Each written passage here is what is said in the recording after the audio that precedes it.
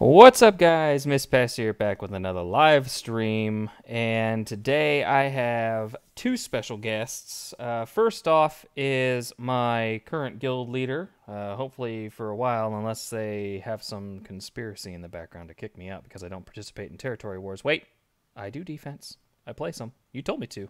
It's good old Maurice. He is also a host of Operation Metaverse, right? Yes, that is correct. And he's actually one of the newest game changers. So go ahead and introduce yourself, my friend. Well, you just did a pretty spectacular job. I'm good, Maurice. I am one of the leadership team. I'm not the quote guild leader. There's a few of us. B also does way more work than I do. But yeah, just part of Zai. Known missed a while. Watched your show. I've been watching you for a long time, man. It's good to see you back doing stuff. I remember you went to Oh yeah, CG like 2 years ago and did that interview. I remember. It's been a while. yeah, But the yeah, one man. with Jesse. Glad to be here. Yeah, I'm Yeah. glad to be here. It's gonna be a lot of fun. Oh yeah, it'll be a blast. And then I also have Xylo Takedown. Takedown Games, I believe, is his YouTube channel. Go ahead and introduce yourself, my friend. Hey, what's going on, guys? Appreciate you having me on tonight.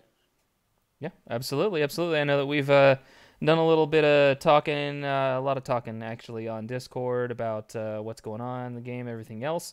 But I think this is the first time I've actually had you on my show.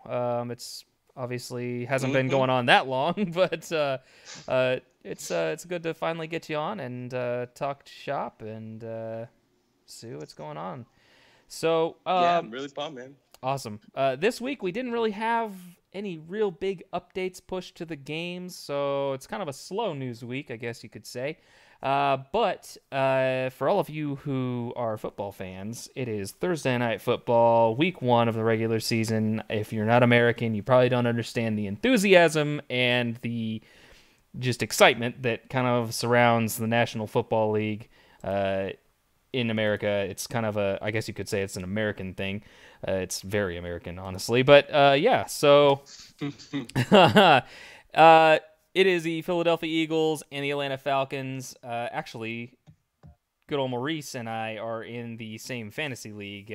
We actually kind of like a last minute on Sunday. Somebody was like, "Hey, let's." I'm putting together a last minute fantasy football league. So who's interested? And I think it was on Nerf Herders Discord server that it was announced, and so a bunch of us who were on there just were like, "Hey, yeah, sure."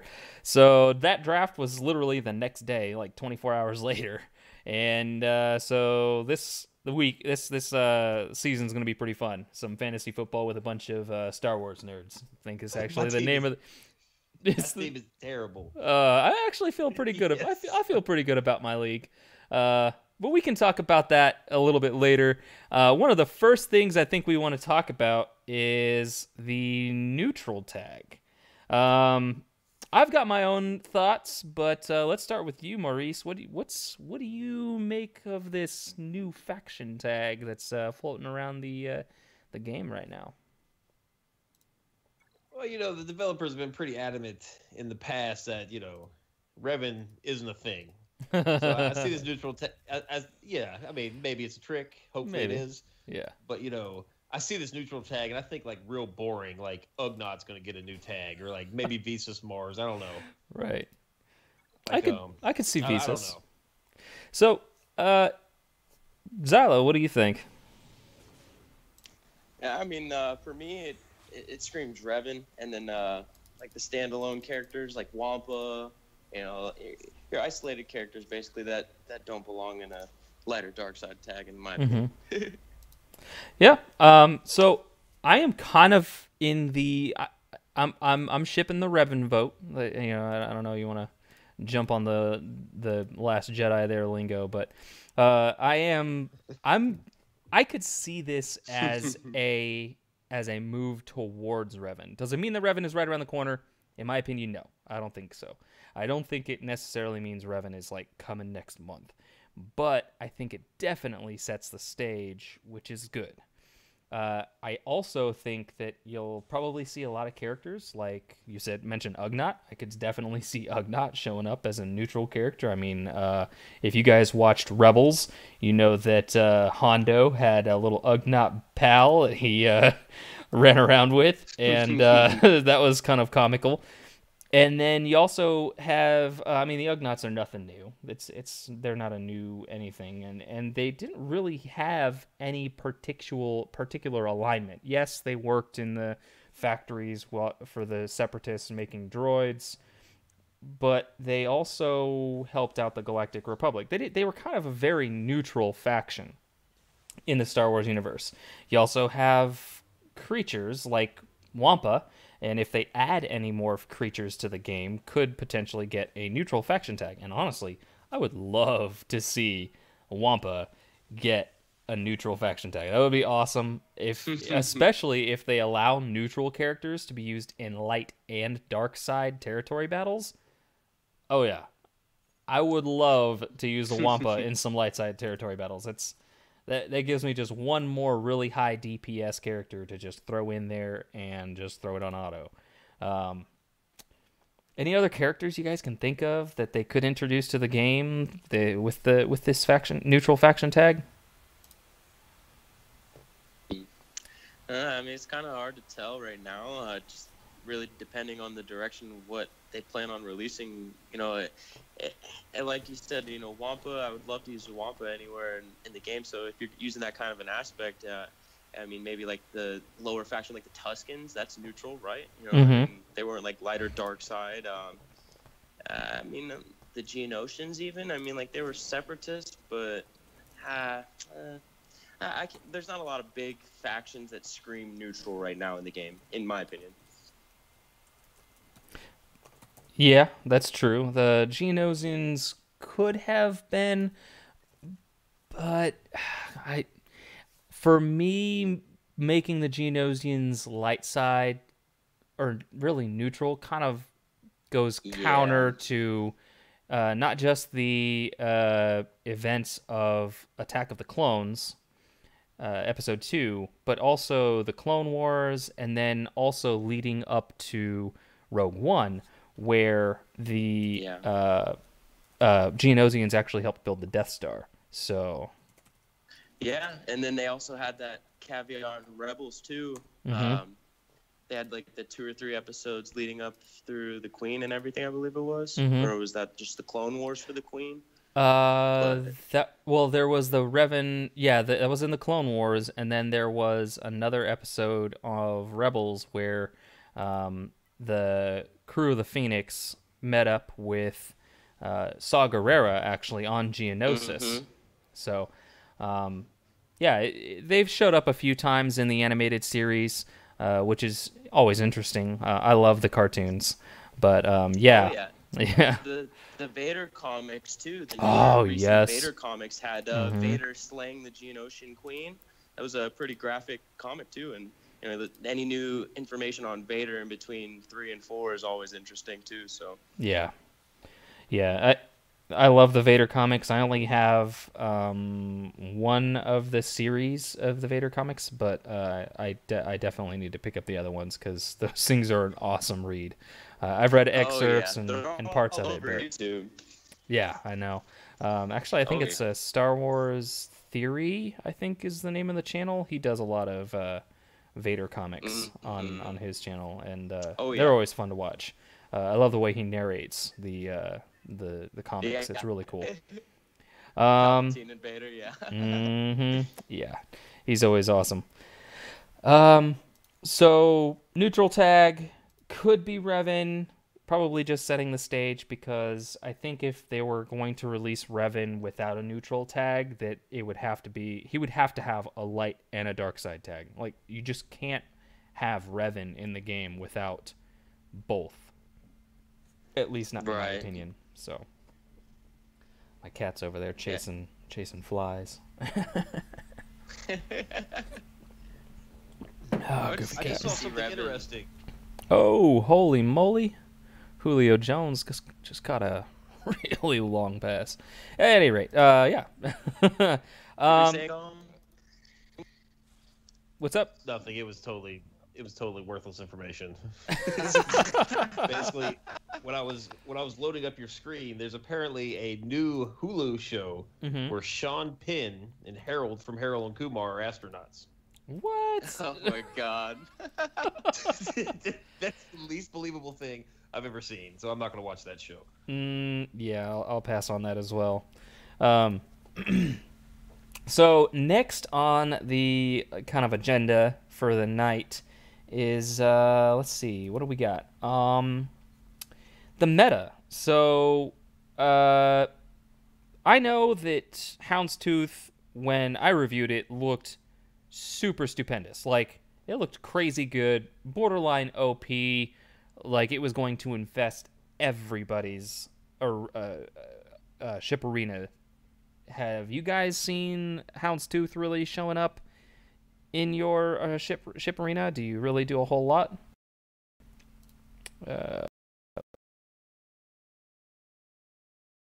Like, I see people trying it, and there are a lot of guys with the double Zeta Gear 12 Bosk on my arena shard, and those are kind of a pain. But I use a lot of stealth in my arena team. I use the Geonosians, I use Biston, I use Phantom. So the Retribution under Tarkin, so it doesn't really affect me much, but it is a pain to take down. It seems to be kind of the counter to the Geos and also complements the Geos. So, I mean, I think once we're able to get it 6 to 7 stars, I think it is going to be definitely a meta ship for sure. Okay. I think that's fair. I've seen it. Go ahead. I run Geonosians with Thrawn on offense, and I made a video about it recently. The first thing I'll do is the health buff and give the Geonosians the offense up. Sunfat gets the defense up. Quick Geospy. Sometimes the Geospy will take out even a 7-star Houndstooth on my arena shard, and if it doesn't take the one shot from the spy, then the soldier follows up with his assist too as well, and then the Houndstooth's out of there. And I've faced a couple of 4 stars, still pretty durable at 4 stars, but even the 7 stars, it's pretty easy to take them down with the Geos. And I'll throw Tarkin in on defense too at the end of my climb. I've even seen a couple of variances of him coming off the bench with the stacking tenacity. It does really help against, like, if you're running against, like, a Tarkin on defense or whatever, right? Right. It's a really interesting ship, and I can't wait because I'm going to put the Zeta on Bosk lead here soon after I get him to 7 stars. Should be in the next week, and try and do some more offensive climbing with it as well. That's good to hear. I haven't put the Zeta on my Bosk. Well, either Zeta on my Bosk. But I do kind of I'm in the same boat. I do want to put that Zeta on him because he's so good. I really love Bosk as a character and everything else. He's just good in my opinion.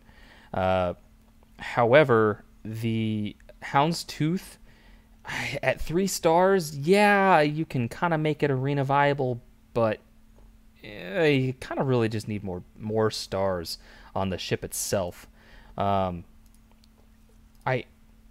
Like I said, it's really good. It's a really good ship, and it is arena meta, but I'm just not seeing it that much. Let's see. I've got so many Geonosians chilling out in my arena right now, and they are so RNG dependent. That's probably the only thing I'm not a big fan of in ships is the RNG factor. Like, it seems like ships are just so RNG based still. They have taken a little bit of that out of the factor, but it seems like almost every single battle, if I don't... So my starting lineup is a little bit weird.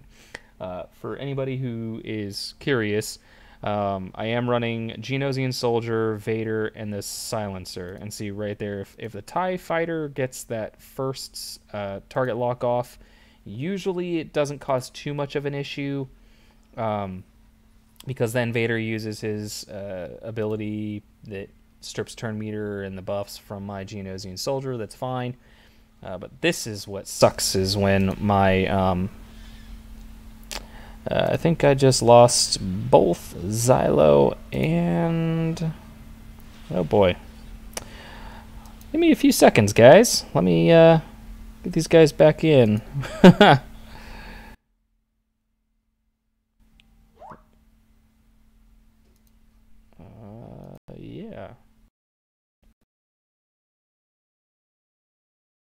Yeah, I think I lost you guys.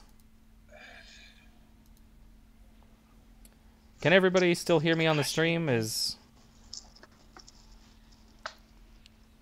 everybody good on the stream here? I know that the video was a little laggy. I think it might have been because I was streaming the football game, which I went ahead and turned off, and then I think I'm sure my wife is upstairs watching. Yes, I can hear you. Yeah, something happened? Yeah, I think something happened to the call. Stream or something. I don't know. I'm not sure. I haven't heard anything from you. I got booted out of the chat altogether. Can you hear me, guys? Yeah, when I don't know what happened. I either lost it or something. I don't know. Zylo, can you hear me? I think he's still trying to get everything set back up. Can you guys hear me? Probably not. Okay, let me see here. Yeah, the audio was fine. It was just the video was kind of struggling. I think he's up. Yeah, it's funny. All right, one sec. Let me hang up. Settings. All right, guys, we're having a little bit of some technical difficulties. That's all right, though. Let me get these guys. Okay, all right. We are back again. I guess if YouTube breaks this up into 2 parts, cool beans. Otherwise, hopefully it sticks together and keeps it in one piece. It looks like the stream is back, and the audio is a little bit skimpy, but it looks like the stream health is pretty good. So hopefully it stays decent. I just ran a speed test on my internet, and it looks like it's fine. My upload isn't as high as I would like it to be, but life goes on. C'est la vie. I still have Zylo and girl Maurice here. They're bearing with me. Technical difficulties abound, but that's all right. I see Teals out there in my chat there, holding it down. Thanks for the donations, my friend. I believe you are also in our fantasy leagues, so maybe these Thursday nights will be a lot more fun once a lot of us have these Thursday night games actually making an impact on our fantasy league. But yeah, 49ers fan through and through here. I grew up watching Joe Montana, Jerry Rice, Steve Young, greatest of all time. Yeah, so 49ers fan, faithful, even when they suck. But we got Jimmy G this year. Hopefully they actually show up and actually play some games. Let's see what I get here on my nope, no Zeta Mats, go figure. Made a big deal about getting 3 Zeta Mats, what was it, last Thursday, and I got none so far, so we'll see what happens. Hopefully they increase the drop rate of those Carbantes in Challenge, man. It's pretty much a wasteland. I've got so many of those laying around. I don't know what to do with them. Give them to Dengar. Actually, give them to me. I'll put them on Dengar. Yeah, right? I look at Dengar and I want to do him, but then I'm like, nope, I can't do him. That's 200 Carbonis to get to gear 10? Yep. I'm at gear 9 going on 10 right now, and he needs 150 Carbonis, including the stun gun, cuffs, prototype. It's I know. Ugh, he's painful. And then Greedo is not much better. I mean, it's... Oh, yeah. They're both so demanding. I mean, it's ridiculous. I mean, you look at my Greedo and Dengar. Where are they? Here's Dengar. This guy, yeah, you weren't kidding. So he wants 50 there. He wants 50 there. He's already got 50 there and 50 there. And then, where's my Greedo? There he is. Greedo is sitting on, let's see, 50 stun cuffs, then another 50 stun cuffs, and then another 50 stun cuffs for the comlink. Oh, my God. And then, not to mention, he needed a freaking stun gun at Gear 9. Yeah. These guys are hogs. They are hogs. To kind of chip at that, too, I mean, obviously the bounty hunters are a pain to gear. Mm-hmm. Maybe if I can, recommend what I did, a majority of players, usually have had Boba Fett and IG-88 at a decent gear level, so you didn't need to do too much investing in them, right? Mm-hmm. Then I kind of worked into Bosk, being that he's the farmable character, and the better leader before Embo and Aura Singh came out, of course. Yeah. You kind of got a little diversity there now. But, I started working on Bosk after, I finished up Boba and 88 and then leaned into the final two that are very demanding. But then you get the most bang for your buck when those two are done, too. So Yeah, my Bosk is sitting at actually 4 stars and 2 shards short of 5, and I could buy a 4-shard pack from shipments. That Houndstooth $20 pack is a pretty good steal. Yeah, I'm not in the business of spending cashola on the game anymore. Kind of took a break off of that, but there we go. Yeah. I'll spend 320 crystals on 4 shards of Bosk to take him to 5 stars real quick. That's no big deal. I'm doing all right in arena. I tell you what, man, these 8 hard nodes are nice. I mean, oh my god, yes. It might cost Yeah. 100 crystals, but you'll probably get the 4 boss shards if you hit it all 8 times. Refresh the node, refresh your energy, hit it 8 more times. I mean, you're bound to get 4. I mean, that's probably a better bang for your buck. Yeah, it probably is, but I've also gone 0 for 8 on hard nodes before, so.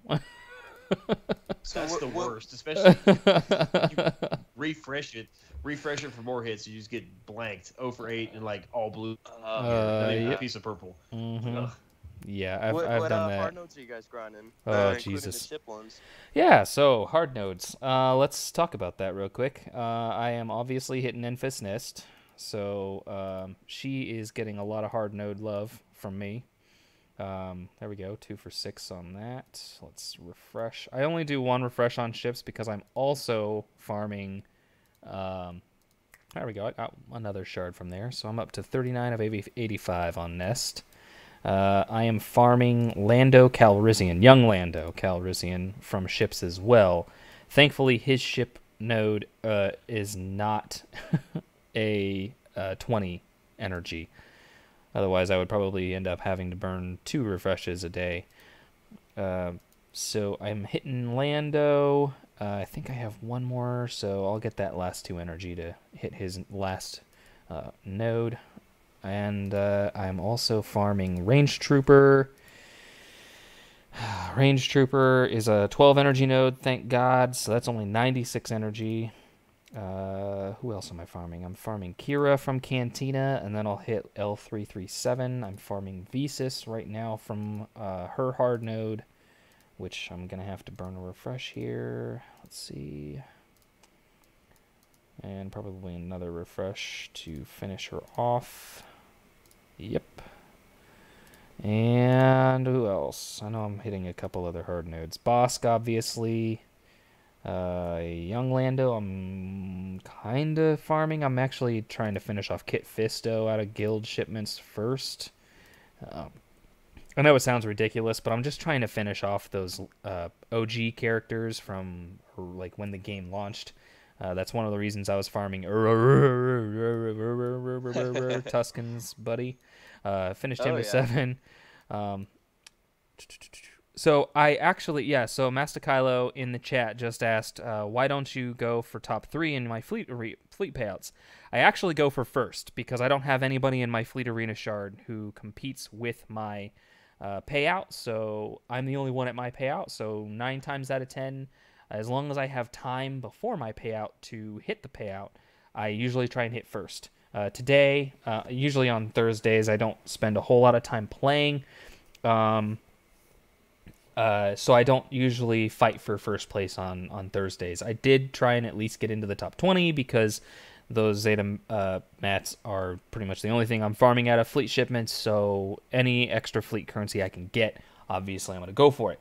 So yes, 9 times out of 10 though, I am going for first place in fleet arena because it's easy for me. There's no competition. Whereas my regular arena, I'm just pretty much shooting for top 20 most days, top 50 any other day of the week. So that's kind of what I'm aiming for.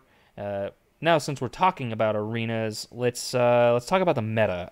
Let me pull up the meta report for today. I've actually got Twitter up. Go figure. Let's see. Meta report. Okay, so Emperor Palpatine is still taking up the number one spot, the largest bulk of the arena top 10. Now, if we go to rank 1, we're looking at Emperor Palpatine still. So, top 10 leaders in rank 1. Okay, so let's go to top 10 at rank 1 to 2. You've got Emperor Palpatine still at 80%. So, are you guys seeing this number of 80% on your guys' arena shard? No. Yeah. Trey. Yep. Alrighty. Top 20s all trays. The guys with the not the best mods, those guys are still running Palpatine. So I guess the guys that have the good top end mods running Traya, and the guys that haven't quite caught up in the mod game are still running Palp. And it's still good. They still climb with it. I mean, they take first of their payouts every day with it. So Right. So that is one thing that I have noticed. Go ahead. That brings back the discussion, back in February of who's the better leader, Traya or, EP, and here we are still months later figuring that out, right? Right? It's Traya. Yeah, yeah, hands down. In my opinion, on control, on defense, definitely Traya. And I'm even in my arena shard, sometimes I'm even seeing Palpatine as a fifth outside of the leader spot too. It's pretty interesting to still see him around, and obviously everybody outside the top 20 is gonna be running him. Yeah. So what I have noticed is that Traya is very much a great defense, but Palpatine seems to be Traya's Achilles heel. I was not sure how that dynamic would really pan out, but it's been pretty interesting to see the dynamic really kind of work. And my personal arena team, when I like to kind of end on my my arena battles each day, I kind of use my Traya lead with Sith Trooper, Scion, Darth Nihilus, and Thrawn. And then when I'm actually fighting arena teams, I don't even run a tank, unless you count Scion as a tank, which I guess he's kind of an off-tank. So I run this squad. Mod loadouts have been my friend, and I actually don't even swap mods around on my Palpatine. I just stick around. I just stick with the mods that I have on Palpatine, right from on a regular basis, which gives him 99 speed. I could probably make him a little bit faster, but I use a lot of the same characters in both squads, so I don't want to really move too many mods around. My Traya is rocking 104. My Scion, I think, is rocking 108-ish, I believe. 109. My Scion is running 109. My Nihilus is running, 102. And then this was my pride and joy, my best mods, and I'm actually going to go ahead and slice my arrow mod here. I've been farming these materials the last couple days so that I could slice this on my stream. Arrow mod from 15A, 5A, Mark 5A to 6E. So here we go. 2 extra speed on arrow mods if you weren't tracking, and then all of your other stats go up. All of your secondary stats go up. So you could call these platinum. They're not really platinum in color, but I guess you could call it platinum instead of gold. But that, I think, might have also added 1 speed point, I think, to my Chimera. So crossing my fingers on that one. So that boosted my Thrawn to 304 speed. Wow. Good. That's awesome. He is amazing. 142 speed on my Thrawn. Yeah, I just you use Thrawn's capital ship, yeah? I do. I use Chimera. I love Chimera. It's my favorite capital ship. It's amazing. But 142 speed on my Thrawn. It's stupid fast. I don't even got mine that fast. I just put the second gold mod on him today that I sliced up to 6E or whatever it is. And he's only at 287 right now, and that's with the 2 Gear 12 plus pieces as well. So I just screwed this battle how up. dramatic that is. Yeah. Okay, I got a question for you guys. Yeah, what's up? Are you buying the the red mod piece in the Cantina shipments or the guild store? Are you guys buying that every Yes. refresh? Every refresh, So yeah. I bought it up to 40 mats, and I'll probably stack up another 20 here in a little bit. But right now, I'm focusing primarily on gear and character shards. Yeah, So, and when I first started the mods, I went in and oh, got a bunch of the salvage from A to E, and then I sliced up a couple of characters that needed a little boost with their mods, like Nest, Poe, BB-8. I got a mm-hmm. couple of good additional speeds on them to give them a little extra advantage. And now my primary focus is slicing all 6 mods on Thrawn. He still needs a couple. He's 2 down, 4 to go. So I'm getting all the salvage out of the guild store, like Maurice said, and getting them every chance I can. Right. Yeah, no, the salvage, obviously it's important, but what I've realized is that it takes so long to farm the materials for to slice a mod to 6 stars that honestly, I don't know how valuable it is to spend, you know, tens of thousands of guild currency to rack up that many slicing, the gold slicing Mm-hmm. mats. In my opinion, having a good stockpile of 30, 40 pieces is probably a good idea, and that's kind of my strategy. So I mean, of course, I'm gonna say it's a good idea, right? But but I That is a good point because I I'm mean, well, you really it's going to take you a week to farm everything up to the point to get to that mod, right? I mean, right, unless you're starting Yeah. with a gold base.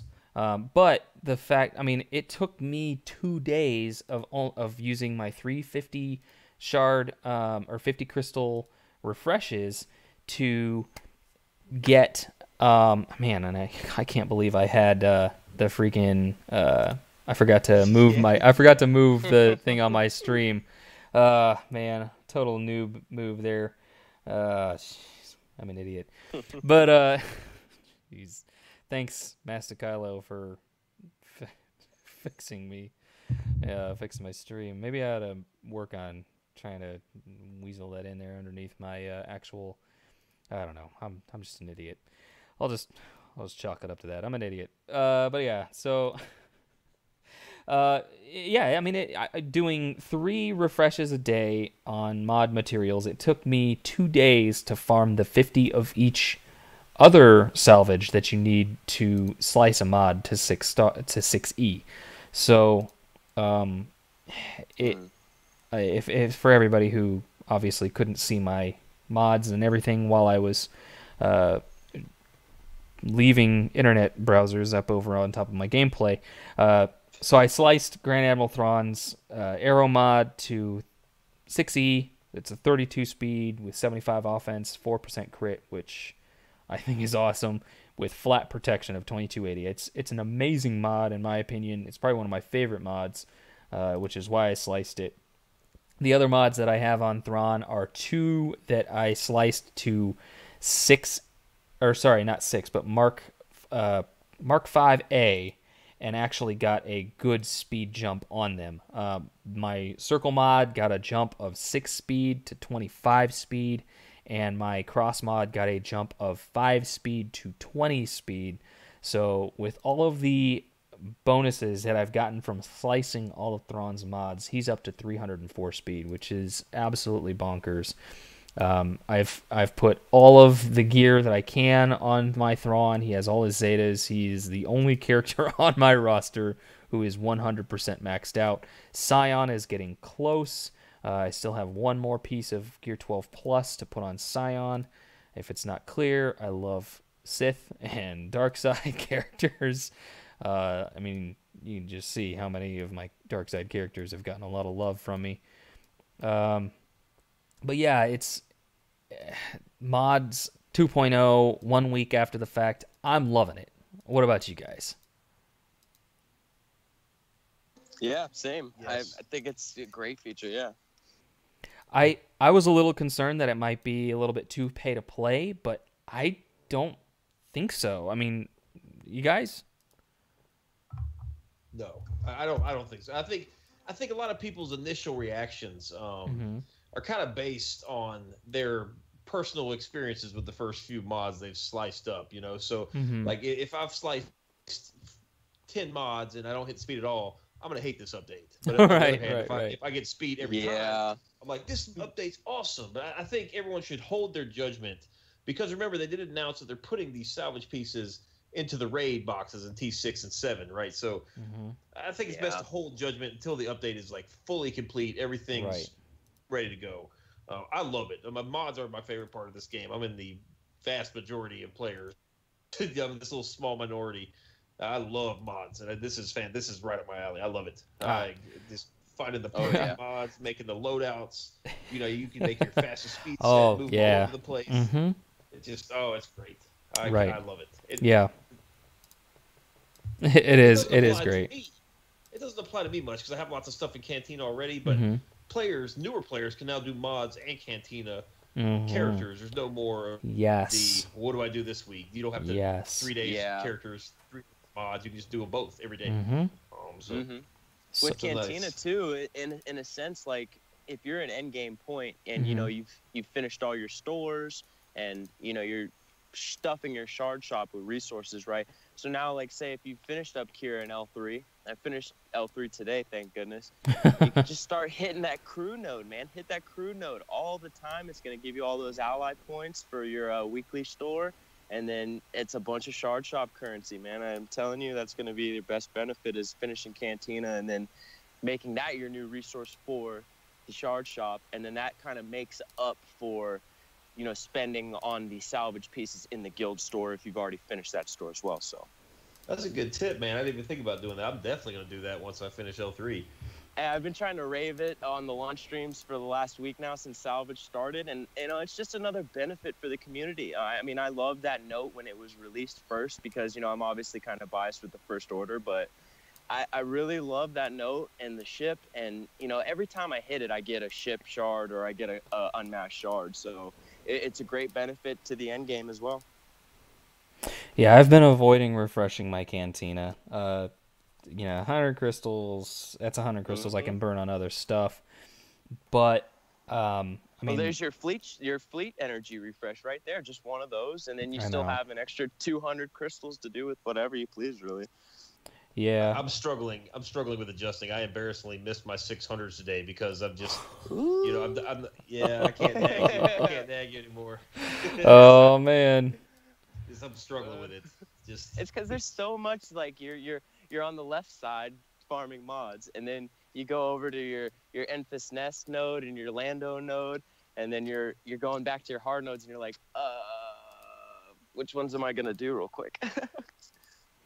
Yeah, I know. It's well, and it doesn't help that if you're spending all your crystals refreshing your mod energy or your ship energy, those don't count towards your 600. So yep. If you're spending all your crystals refreshing those and you're not refreshing your regular energy at all, then it kind of screws the pooch there.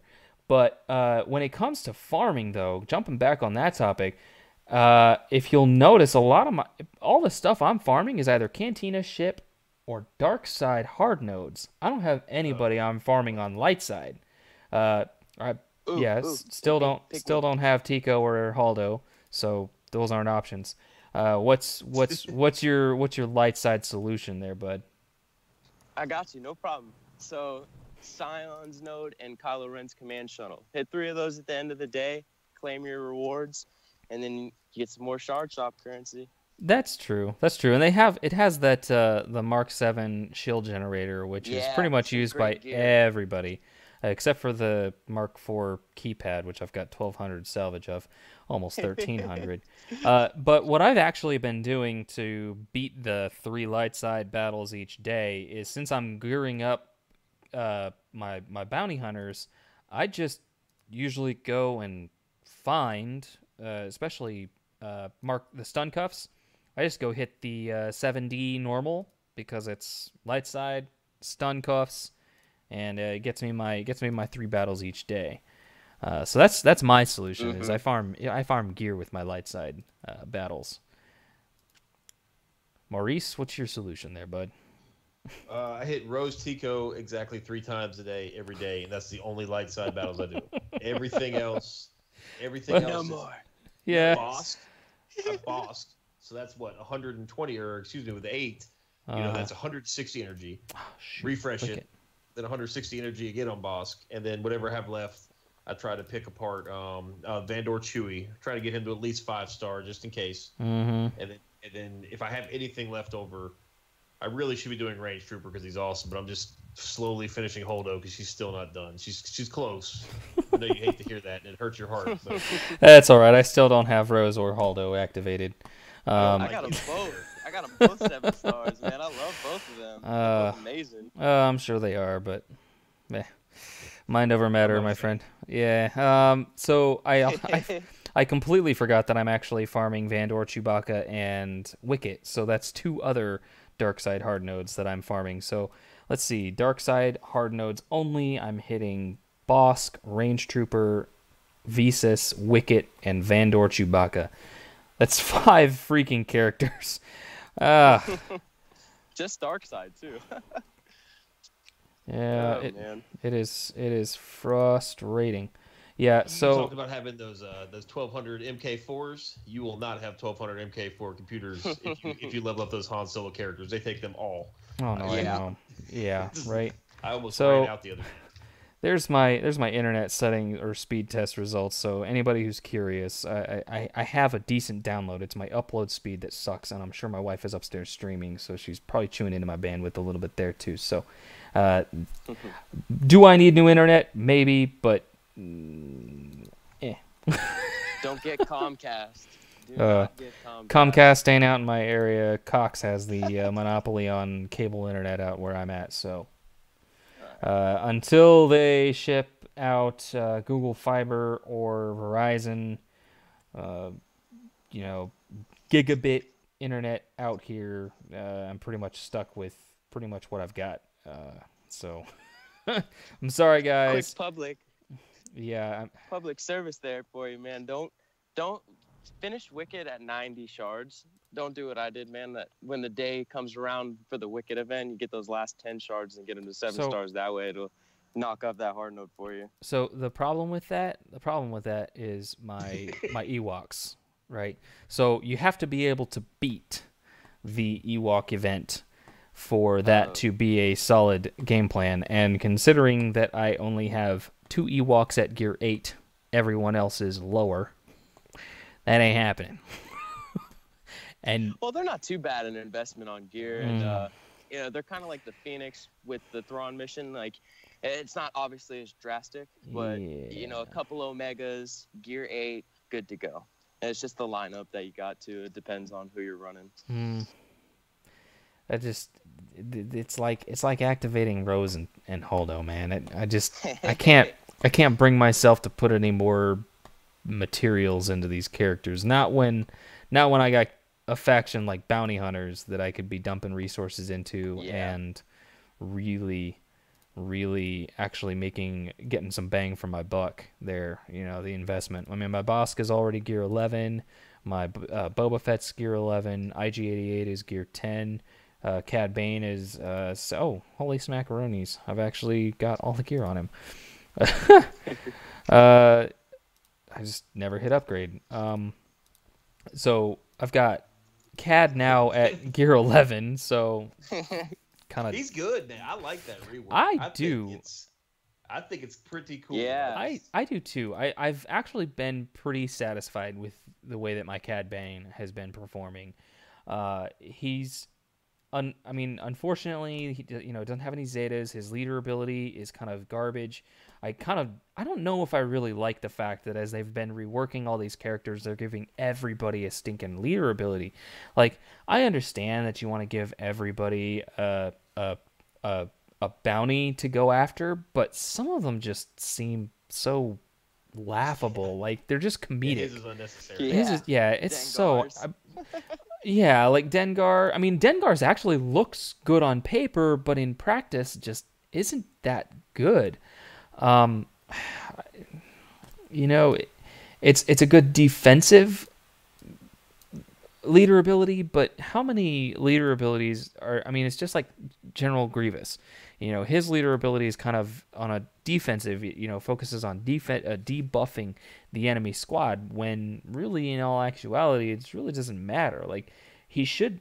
When I see a leader ability, I want a leader ability that's going to buff my team. That's going to really help my team win, not by defeating the other team and debuffing them, but by buffing my team, because like that's what makes Boba Fett's leader ability so awesome is it's universally good. Like you don't even have to run him with bounty hunters and he's still got one of the best catch-all leader abilities in the game. Like behind Rex, I think behind Rex, especially for new players, Boba Fett, Rex, and what's another really good catch-all leader for anybody to run early on as a new player. Help me out here, guys. For new players, I'm thinking of a leader ability. Like I know Old Ben, the Dodge Meta. Yeah, Old Ben has a really good one because it gives a dodge and then turn meter whenever you dodge. I ran Dooku because I didn't have Old Ben early on. I didn't invest in farming Old Ben. Instead, I had Dooku, so I ran the dodge offense meta. Then I guess you could say that Darth Sidious, his leader ability, it's kind of a Boba Fett light. Kind of focuses more on the crit chance versus crit damage, and I ran him a little bit when I was a new player. But not a whole lot of players are farming Darth Sidious out of arena shipments off the bat, and they shouldn't. Right, they shouldn't be. Nah. So I think Kira's a really good option. Ooh, I yeah. know it's a new character. I keep forgetting about her. A lot of people's advice is go after the credit heist. So if you're gonna get the scoundrels anyway, you might as have the supreme leader for the scoundrels, and you can throw like Cad Bane we just talked about. Is excellent under Kira. Like just a mix and match scoundrel team. She could be like your play all leader and just kind of throw in different pieces for different, the raid or arena. I think she's a good option now for players. Relatively difficult to gear, especially to gear 12. She's a nightmare. She's like Scavenger Ray, like to get to gear 12. Just like 4 stun guns, just like it's like ridiculous. But she's good. Boba Fett, your suggestions, probably the best. That'd probably be my first pick too. Yeah, he's just a lot of fun. Also, I mean that's the other thing is he's just a fun character. I love the revive. I love the AOE ability block. I mean, for a new player, Boba Fett, he just offers so much bang for the buck, like investment wise. Yeah, one of the dark side ships for your Zeta challenge too. So exactly. Get it all. He's just a really good all around. Come on, speed! Yes! Ho ho ho! Oh my god, sorry for the volume there, but I just sliced a mod and got an extra 4 speed on it. I love Every player that plays this game does that same thing when they hit speed. They do some sort of fist pump or some sort of celebration. Oh, I know. What am I sitting at? I wish that showed you how many mats you had before, like when you went in to go find. Like I wish it would tell you how many you have. Let's see here. Let's do 6 battles. See what I get. 6 for 6. And 4 for 4. Do I have? Yeah, sweet. I got some more 50 crystal energy refreshes here. Let's do 1. See what I got. Yeah, of course. I get nothing on that 1 sim. There we go. 3. All right, so we got 15 of that. We're probably not going to get the 35 from here, so we're probably not going to be able to get this to slice up to the next tier. Yeah, because we're at the 100 crystal refresh barrier now, so I'm not going to burn 100 crystals on more slicing mats. But I like I said, guys, I have been loving slicing. Now, does it really kind of burn my britches when I don't hit speed? Of course, because obviously you guys can see that the investment in the slicing materials is a real investment. It takes time, it takes resources, and if you're burning 150 crystals a day on slicing mats, then yeah, it's even more frustrating when you don't hit that speed, but I love it when I do. It is. It's just funny they reworked all these mods and amped up all these stats, and everyone's just speed. No one even cares. No, Just like, I don't know, care. right? Like I think the only thing that has really been bothering a lot of people is health. Like, let's go over to my Sith Trooper. I'll show you what I'm rocking on my Sith. Where the heck did he go? Where did you go? How about when Riemann was doing the mod slicing last week? He had a arrow go up to 10% potency on a secondary. Yeah. Holy moly! Yeah, that's amazing. That is incredible. That is nuts.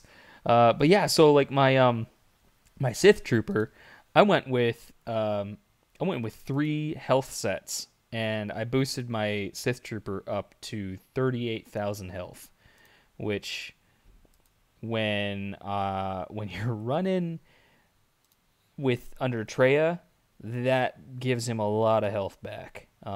If I had a good health primary diamond or triangle and a health primary arrow mod, I probably would switch over to that.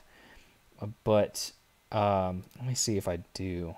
Yeah, because you slice those health primaries to 6E, and I think that's 16% health. Is that right? I mean, that's a significant increase from the 5.88. It's a massive increase. The only problem is I gotta get my Sith Trooper to gear 12 to equip 6E mods. That's the problem. Let's see here. So I want an arrow mod. I love the filter. Like, I don't really have to go to SWG Swagaga, as Warrior calls it. I don't have to go there to sort through mods. It's so amazing. It's great. I love that it. is actually that's the best part of the update for me. That's my favorite part. Mod sorting. So here I go. This one's got speed secondary, offense, health, tenacity. This one has health, crit, speed, defense. This one has crit, protection, offense. This one has a lot of potential. This mod has a lot of potential. I like this mod. I might switch out these mods because that gives me extra health. And then the slicing potential. I mean, look at this. If I can hit the flat health on this, or defense, or percent defense, those are all three really good stats to increase for Sith Trooper. Like, those are all the kinds of stats that you want on your Sith Trooper. Let's see what we get. Okay, so we got 5 defense there.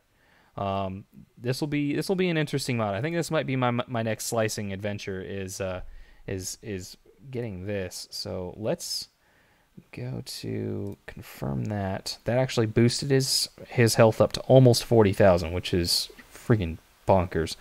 The only problem is I have to let's see.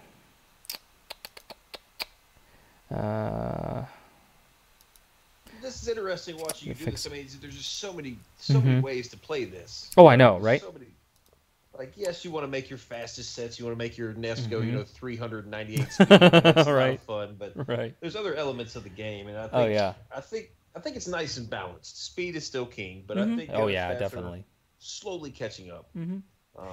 They are.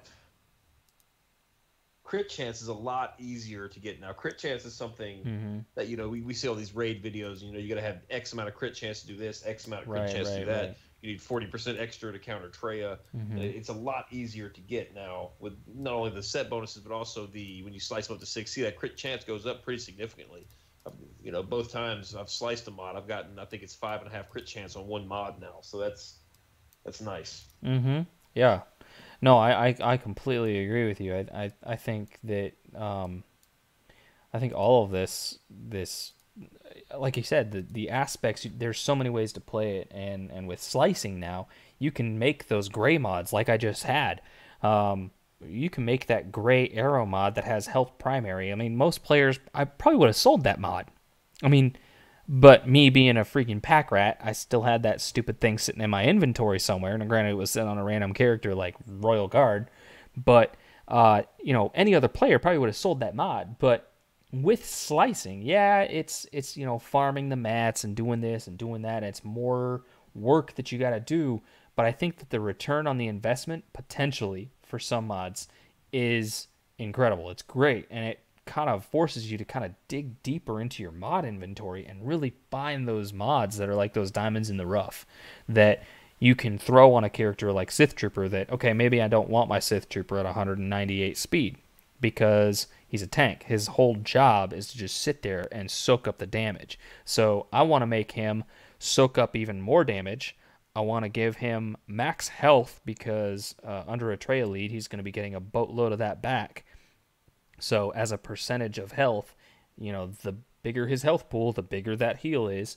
And then with the new increases to defense, even,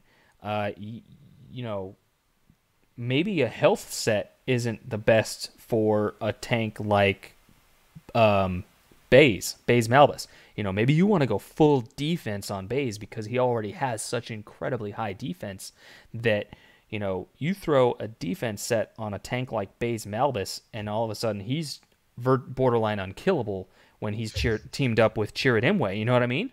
So like 70% armor. Yeah. Yeah. It's ridiculous.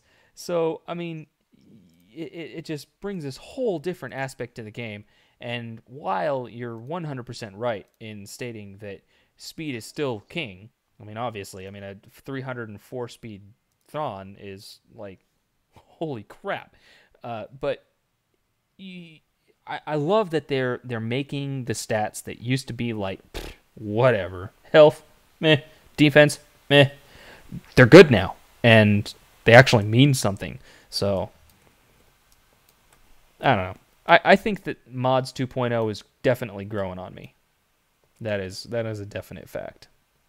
I think the update came out and everyone just like spazzed out and just wasted every resource they obtained instantly. It's very. I did.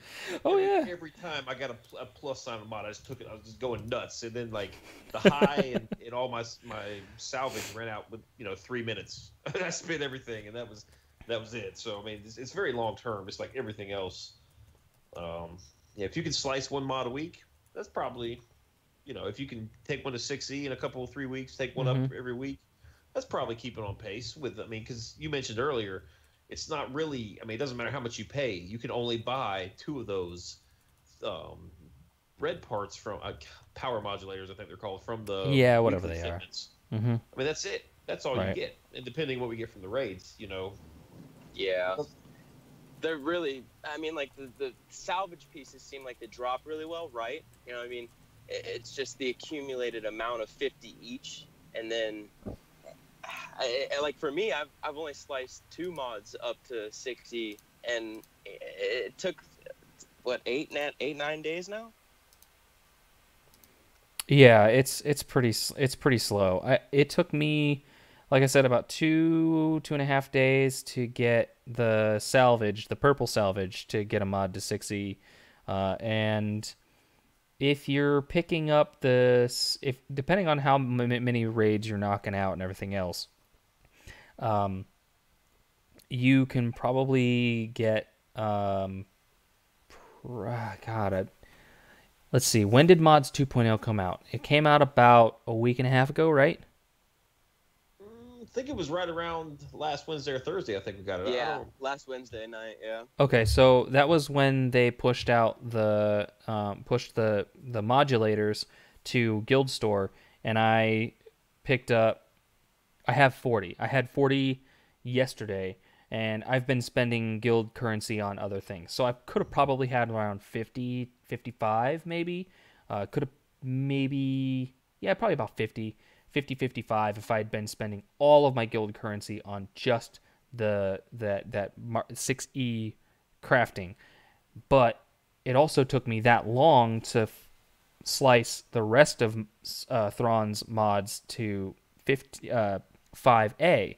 So, if you're also slicing other mods to 5A, then you're also going to be farming those other mats. You saw how much I had to use my energy to farm the materials to just slice that one mod from, what was it, C? 15, like 5C to 5B. So, when you're slicing a bunch of other mods, you're not going to have as much energy, as many, what am I trying to say? As many materials and as much salvage to farm, to slice more mods to 6A, or 6E.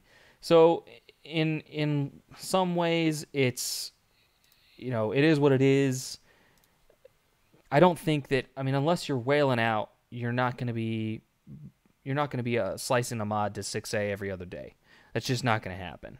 So, I guess in some ways you could say that it's pay to win, but while the bonus is nice at 6E, I don't think it is game breaking.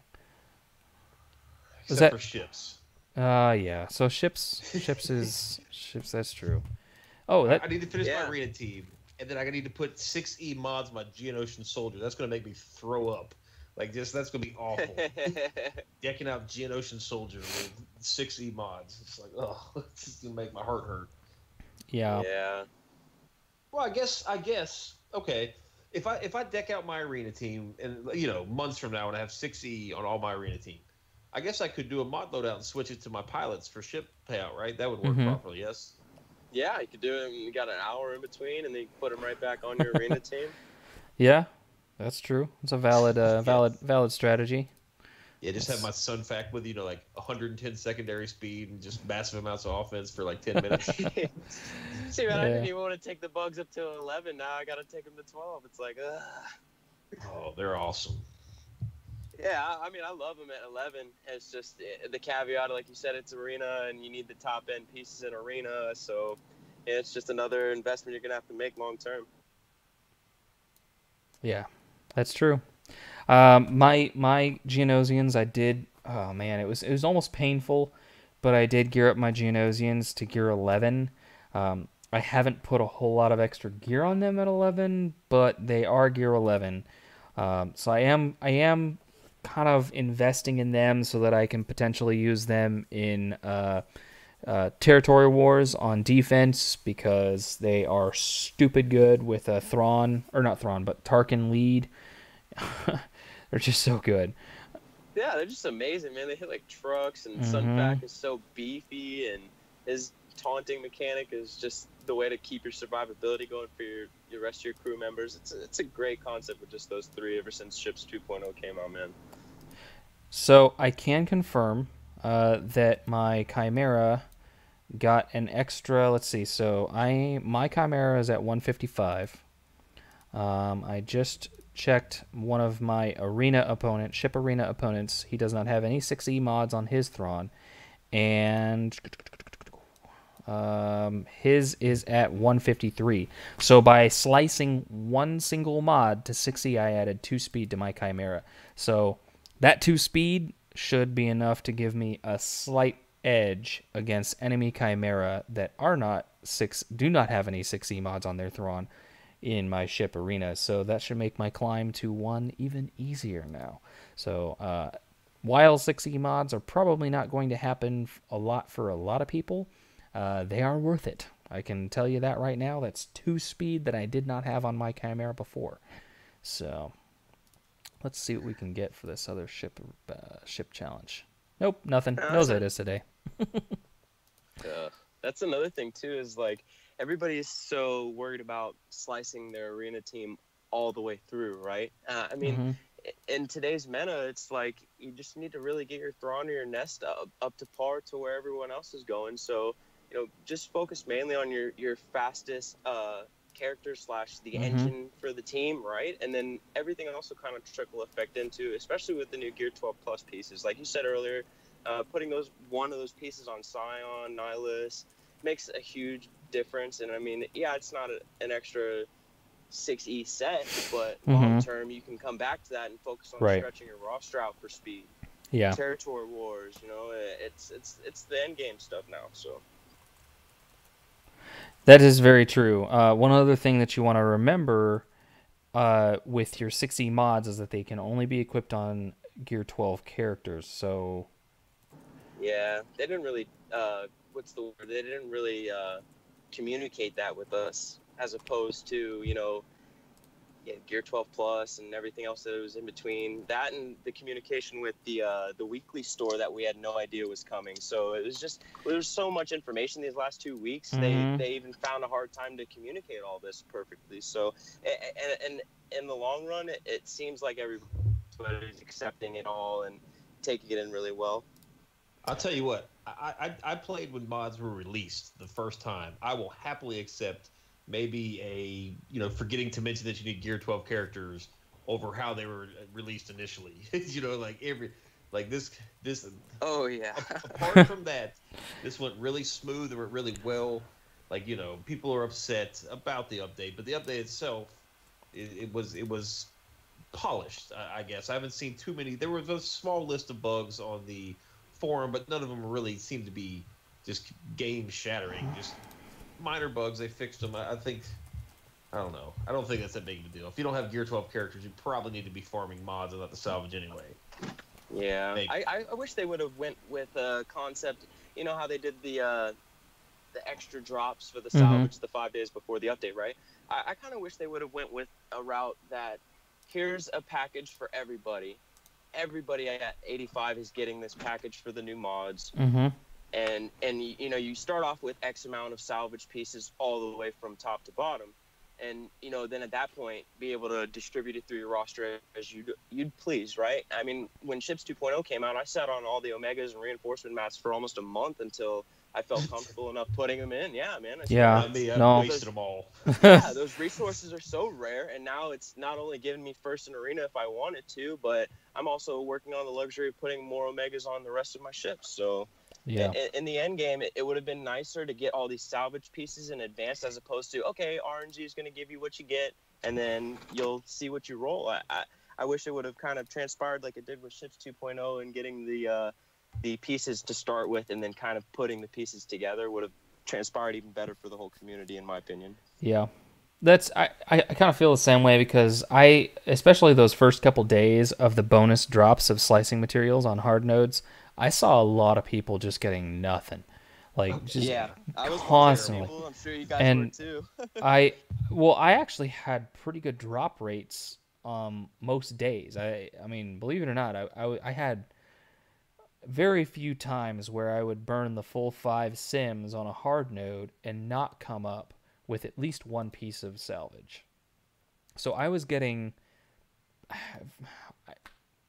I feel bad because so many people got nothing, but I felt like I got pretty decent drop rates from my hard nodes in that regards, and I'm right there with you, man. I think that it would have been nicer if they'd have just sent everybody like the mats to get one mod from 15E to 6E. You know what I mean? Like, send every level 85 player a care package to get one mod from 15E to 6E, and then if you were over 70, maybe you got the mats to get a mod to 5A from 5. Sorry, I keep saying 15E from 5E to 5A. And then maybe if you were 60, maybe you got the mats to get a mod from 5E to 5B, and whatever they could have done. They could have tiered out the rewards, but I feel like they left it too much to RNG, and when it comes to RNG, players hate RNG. It's literally the worst thing in this game, and I don't know. It is. I mean, I guess it is. At the end of the day, it is what it is. I still stand by my belief that mods could be made better if they added, some way for players to increase the chance of, getting a particular stat to increase at each tier, even if it's just the same percentage each time. Maybe they just give everybody at each tier, you can pick one stat and you have an extra 20% chance of that stat getting the increase. Or perhaps a refresh, like a re-roll, if you will. Maybe charge 200 crystals, just throwing a number out there. And it goes back to, level 12, I guess now. It just goes back to level 12 and you get to try again. That would be cool, because, I mean, it's great when you get like a crit damage triangle. It's got speed, crit chance, offense on it. The fourth stat is defense percentage. It just goes defense, defense, defense. You're like, just try it again. Yeah. 200 crystals. Yeah, I mean, I could see that being an option, but I think that could get abused. It would definitely cost crystals. That would be a crystal feature. Like you Yeah. can't have it just for 50,000 credits. Like then that'd be a little silly. I think you might run into a lot of players, especially in the pay to play realm. I could see that getting abused. I don't know. You're probably right. Yeah, no, you're probably right. I mean, because if you had players who had drop a lot of money on this game, re-rolling every mod until they got speed secondary, Well, that's true because the mods used to cost crystals. They were like $30 or something in the store. Mm-hmm. So if the players that were buying those mods for crystals, they'll have no problem re-rolling a perfect mod for $30. Yeah. So you're definitely right. So I'd like to retract my suggestion. Let's not do that. But I mean, there are plenty of other ways that they could probably add a little bit, improve the quality of or the opportunity of getting a good mod.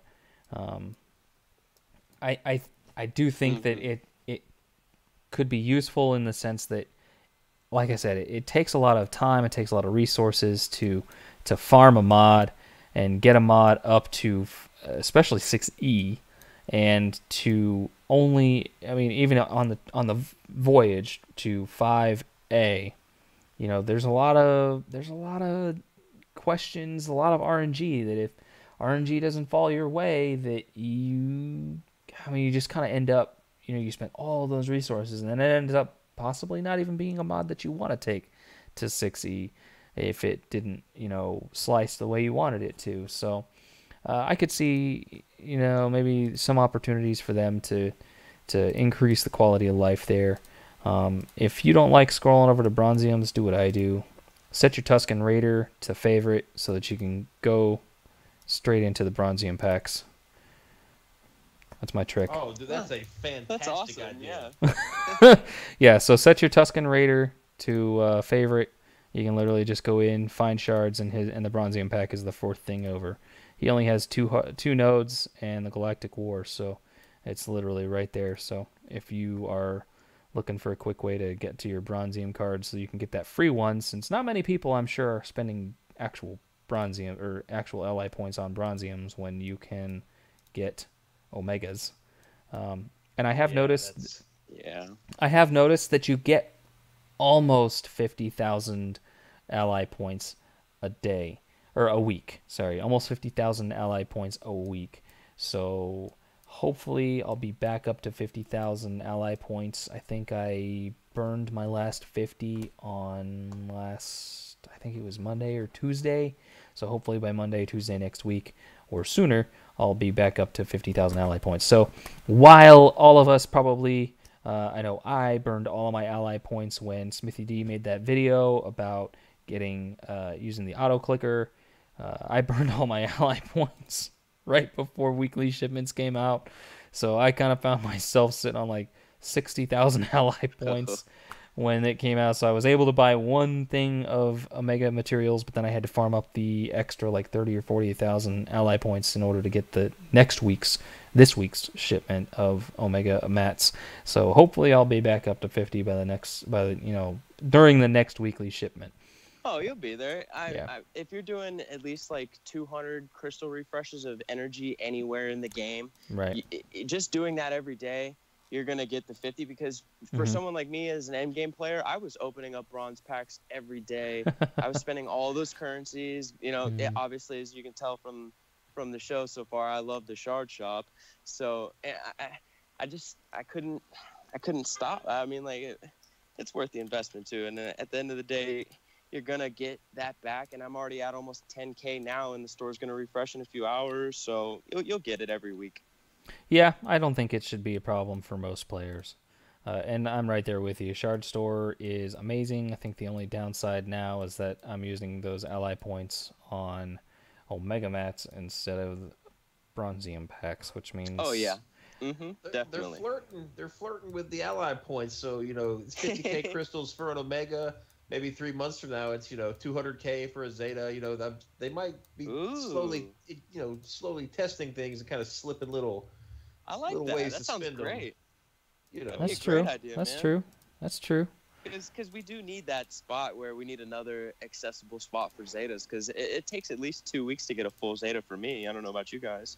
When I can place first in my arena on a consistent basis, uh, I used 20 Zeta mats. I dropped back down to 0 last Monday, I believe.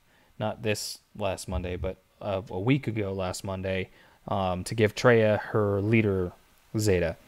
And I'm back up to 20. I just got my 20th Nice. Zeta mat yesterday. So I'm at about a week and a half for between Zetas. And that was with only one Yeah. territory war instead of 2 territory wars. So when we get 2 territory wars, if we win both, obviously that's 6. If we win one, that's 5. And if we win lose both, that's 4. But I mean, 4 Zeta mats is still 4 freaking Zeta mats. So I'm not over here And crying when we lose. we can't lose both.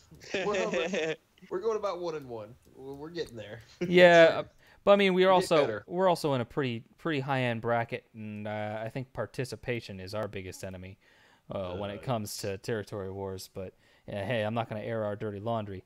Uh, I did. Sorry. yeah, Sorry. it's all right. Hey, we can't pretend like we win every territory war because inevitably somebody out there has battled us in territory wars, and they're going to call us out. So. I mean, like that guild we faced last week. That's the 3rd time we played them. Yeah, We are, exactly. Yeah. We're 1-2 at best. And you know what? And you know what irritated me about that territory war is I was at work and I was like, oh man, I need to go out and see if I can't get in a couple last minute battles. But then I got busy, and the next thing I did, I looked up at the clock and the territory war had just ended.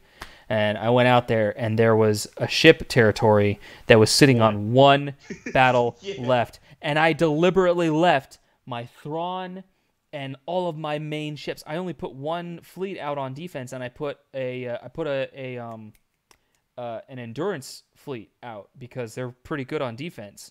I put an endurance fleet out on defense, and so I had all my offensive ships. I could have done 2 or 3 fleets and beat 2 or 3 enemy fleets, and I didn't get a chance to use any of them. I was so mad at myself because I could have not only just cleared a territory, but opened up that back territory, and who knows? That might have been what pushed us over the edge to get the win. I mean, we were only lost by 800 points, 800 flags.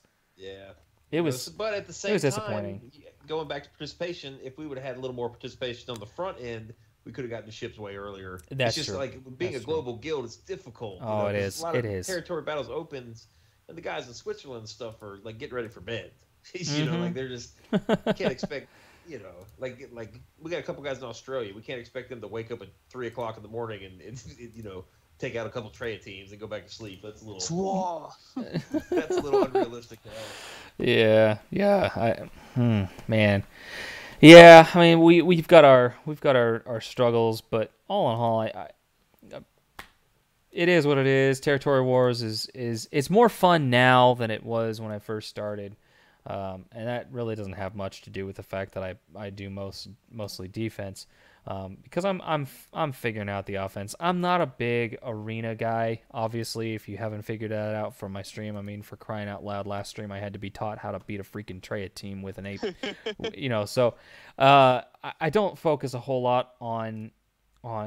Actually, I'm gonna see if I haven't done this in a long time. Let's see. For those of you not privy to being inside of our guild, Mist here had a couple temper tantrums in the in-game chat when Territory Wars was released. I flippin' hate it. Oh my god, I hate. Yeah. Territory Wars. Hey, if you want to play offense, love man, it. just let me know. Oh no, I know. See me, I'm in Mighty Chlorians, and me and Ranger, we just moved down to MC3 to kind of help out the lower tier guild, right? But when we're in Mighty Chlorians 2, when we're in MC2, man, we hit that front wall like a truck. Like, we're on ships within the first 3 to 4 hours. Like, I love territory wars, and as the games evolved, I was primarily more focused in on raids, and then as the raids kind of became more of an easier task, and I switched over to primarily focused on PvP. But now, for me personally, with the depth of my roster, and I'm almost at 3.8 million GP, I'm trying to stretch out as much as I can to not only put my best pieces down on defense for territory wars, but get at least like 10 banners on offense, 10 wins on offense, both between ships and battles. So, every time you guys put out more content on Treya Killers, like on Metaverse, or we're just talking about any counters, hard counters or territory wars, that's my bread and butter right there. I love territory wars. Mm-hmm. It's not so much. It's not so much about the winning or the losing. It's about trying stuff. That's like we don't have Galactic War anymore, so it's like the ultimate testing grounds, right? Because you're not fighting arena teams. Like, you're fighting very good, solid teams, but it's a great testing ground for any new team that you're building. As long as you don't leave turn meter. I hate that. Oh my god! You go in and it sucks, just retreat. Just get out of it. Oh my god! Scion with like 200 protection knocked off for the rest of the squad. I think that's Bimasu's biggest pet peeve. That big prime the turn meter and leave them on there, or when people do that with ships. Oh my gosh, it's both ways. It's horrible, man. I hate it, but I see it happen, and I know Bimasu is gonna be like, "Oh, Bimasu's got this." I'm learning how to become that guy too. That's like, okay, someone prime this team. Let me get in there real quick. Let me go ahead and kick this over here. Oh yeah, it's almost impossible every time. Yeah. It's like crazy. These Treya teams, somebody leaves them with full turn meter and no damage really at all, and then somebody doesn't really see it, especially in the cases where like you're facing first order, they regenerate protection, and maybe somebody went in there and just pooed the bed, and there's like just a little sliver of protection off crew or something. You don't even really notice it, and you go in there, and all of a sudden they just all have full turn meter and wipe your whole meta team. Oh in man, a matter of seconds. Just like that's annoying. That's brutal. That's And then you also get that new feeling too, like that exciting feeling when you're on your toes again too. Like last week I went up against a Bastila Sean mirror match, and then I plugged in my CLS. My CLS got to like a sliver of red health, and then right towards the last minute of the match, he got his health and protection back up and started chipping away the last few pieces to get the win in that last minute. Talk about anxiety, man. I bet. That's, oh man, that's brutal. That is a nail biter situation, if I may say so. Yeah, those double Bastila walls are crazy right now, man. I don't know if we focus too much on Bastila walls right now. Yeah, we've got a sector that does it. I don't know. I have a hard time. Secrets. I don't know. Like, we have a wide variety of players in our guild, and it's true. I'm always very hesitant to force a team on the guild that's not available to farm. But like once Bastila gets, God forbid a hard node, but like then you can kind of start putting a little pressure on. But like, hey, everyone get their Bastila teams up. Like, yes, buy Bastila from the shipments. That's not a very realistic request. No, so you can do what I do. And I still have a 3-star Bastila, but I put the Zeta on her because she's still really freaking good with that Zeta. And you don't have to. So obviously you put me on a Phoenix defense squad as well, so I don't use my Ezra on defense. And this last territory war, I know. This last territory war. Phoenix zone. That's it. Like, temporarily. Yeah. Figure out. I know. Something but baller. I mean, until we do something different. I mean, it's not a big. I mean, but at any rate, so I saved my Ezra for my Phoenix squad, and so I end up running my Bastila. Let me see. I gotta figure out where I can go to pull up squads. Cantina. Oh, of course, I don't have enough energy. Oh, I can do a freaking 8 energy. All right, here we go. So see, that's like Territory Wars has evolved so much since it opened, right? And Mm-hmm. the different comps and strategies depending on who you go against. Like Team Money mentioned the other day on one of the lunch streams, she said that she analyzes for a couple hours who you go up against and how to base the strategy that way, or what pieces you're setting on defense, and all the random teams that we've seen come and go on defense. It's just been an insane matchup the last few months, especially. I can disclose something that we did on defense a little while ago that we don't run anymore. We were doing the Night Sisters with Royal Guard on the defensive wall, man. Mm-hmm. And that was a really fun piece to watch because, you're obviously had your Royal Guard taunting out of turn and then him rezzing too, even if he was at a lower gear. It was still a great defensive mechanic, but it just shows how much Territory Wars evolves once you start putting those pieces down on defense and how you need to adjust at the end game too. Mm-hmm. I've also heard Night Sisters with Enfys can be an interesting defensive strategy. That's actually what we're working on Operation Metaverse. That's actually what our next kind of we're trying to make it happen. We got to see if it works, but how to beat that team effectively with kind of leftovers on your bench that you might not be using. So we're hoping, but that's a nasty team. We had some problems with that one when we first encountered it. It's rough. It's like anything plus Nest is amazing. Oh, I know. Like you see, like Night Sisters, you automatically like, yes, I get to use my Imperial Troopers. Bring your Imperial Troopers in, and then Nest goes and dazes your whole team, and you just get wiped out. What a waste of beers that was. What a waste of beers. Oh man. You guys don't see it. I waste teams all the time at TW. I don't like talk about it, but I've been known to take in my like Thrawn Magma Trooper team and just get destroyed. That's like one of my best teams. It's like, there goes some banners. To me, that is the ultimate slap in the face is when I take in one of my teams that's like, I should be able to clean this up, no problem. You take it in, and before you even get a turn, it's like, oh well, they're dead. Force close. Yeah, it's like, dude, I've had a couple moments where I was like, airplane mode. Yeah, because you let those first order get going, or like a Treya team, and it starts getting out of control, and all of a sudden your character's just dropping like flies before you can even go. Yep. It's like, whoa, gotta go. Yep. It gets bad, and man, almost as bad as this freaking stream. Well, the good news is every time it freezes up, like it always looks like you're saying something really intelligent because like your hands are like on your chin, or you always look right? deep thought. So it's good stills. Well, I'm watching this stream health, and I'm seeing a lot of stream is healthy, stream is bad, stream is healthy. It's like every 2 minutes, it's going back and forth. So, I think we're getting to the point of diminishing returns at this point. So I think we're going to go ahead and call it.